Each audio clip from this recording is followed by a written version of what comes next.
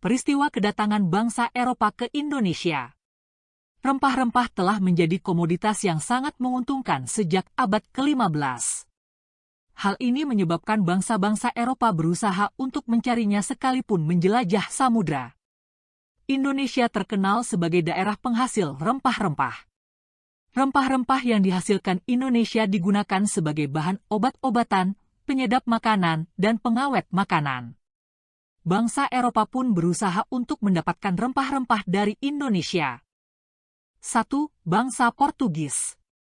Bangsa Portugis, di bawah pimpinan Vasco da Gama, mendengar bahwa Malaka menjadi daerah pusat perdagangan yang sangat ramai dikunjungi. Daerah sumber rempah-rempahnya adalah Maluku. Cara termudah bagi Portugis untuk menguasai perdagangan di sekitar Malaka adalah dengan merebut atau menguasai Malaka. Oleh karena itu, diutuslah Alfonso de Albuquerque untuk melakukan ekspedisi ke Malaka. Sejak kedatangan Alfonso de Albuquerque ke Maluku, kolonialisme Portugis di Indonesia dimulai pada tahun 1511. Ekspedisi Portugis di bawah pimpinan Alfonso de Albuquerque berhasil menaklukkan Malaka. Selanjutnya, mereka menuju Maluku dan diterima dengan baik oleh Raja Ternate. Mereka diperkenankan berdagang dan membangun benteng di Ternate. 2. Bangsa Spanyol. Pada tahun 1521, bangsa Spanyol mendarat di Tidore, Maluku. Maksud kedatangannya sama dengan Portugis, yakni menguasai perdagangan rempah-rempah. Mereka disambut baik oleh rakyat setempat karena pada saat itu orang Tidore sedang bermusuhan dengan kerajaan Ternate yang dibantu Portugis. Spanyol bergabung dengan Tidore untuk menghadapi Portugis yang bergabung dengan Ternate. Hal ini menimbulkan persaingan perdagangan antara Spanyol dengan Portugis. Dalam hal kekuatan, Ternate dan Portugis lebih unggul bila dibandingkan dengan Spanyol dan Tidore. Dalam setiap pertikaian kecil, Spanyol selalu mengalami kekalahan dan tersisih.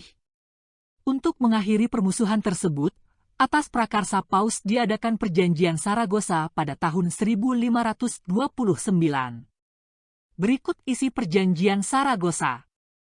A. Portugis menguasai daerah perdagangan di Maluku sampai Tanjung Harapan. B. Spanyol harus meninggalkan Maluku dan memusatkan kegiatan di Filipina. Para pedagang Portugis lebih leluasa bergerak dengan adanya Perjanjian Saragossa sehingga kedudukannya makin kuat. Sementara itu, Spanyol tersisih dari perdagangan Maluku pada tahun 1534. Filipina pun menjadi daerah peralihan mereka. 3. Bangsa Inggris. Francis Drake memimpin rombongan penjelajah Inggris yang pertama. Rombongan ini dilepas oleh Ratu Elizabeth I pada tahun 1577. Rombongan ini meninggalkan Inggris dan menuju ke arah barat. Francis Drake dibantu oleh Thomas Cavendish. Rombongan ini berhasil tiba di Ternate pada tahun 1579. Mereka memborong rempah-rempah dari Ternate untuk dibawa ke Inggris. Rombongan Francis Drake ini berlayar menuju Inggris dengan membawa banyak rempah-rempah. Mereka mendarat di Inggris pada tahun 1580. 4.